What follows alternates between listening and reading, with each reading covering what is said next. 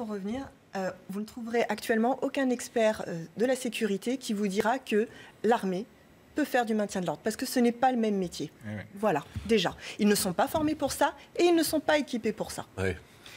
Quand aujourd'hui, on a fait face à un mouvement social, on ne fait pas face à une vague terroriste, on fait face à un mouvement social. Il faut remettre les choses telles qu'elles sont dans l'ordre. Ça, c'est le premier élément sur lequel je voulais revenir.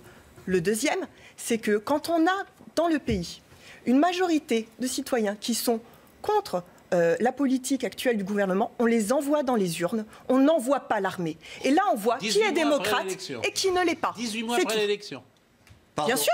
D'accord, donc on va voter. Vous avez, dans toutes les démocraties, quand il y a une majorité... Alors, je vous pose une question. Voilà. Je vous pose une question. Si demain, par exemple, le président de la République, pourquoi pas, dit je démissionne.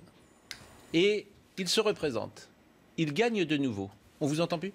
Mais bien sûr, c'est ça la démocratie. Ma question était claire, votre réponse est claire. Frédéric, mais bien sûr, c'est le peuple qui vote. La démocratie, c'est ça, c'est le peuple qui vote. Mais tous les ans alors. Mais vous voyez bien que quand il y a un problème on considère démocratique, que le mandat est devenu illégitime. C'est pour ça justement que le référendum d'initiative citoyenne, il est là pour montrer que quand est-ce qu'il y a deux légitimités qui s'affrontent, parce que finalement, un mouvement social, c'est ça, c'est deux légitimités. Frédéric Dabi, après Robert. Moi, je rappellerai.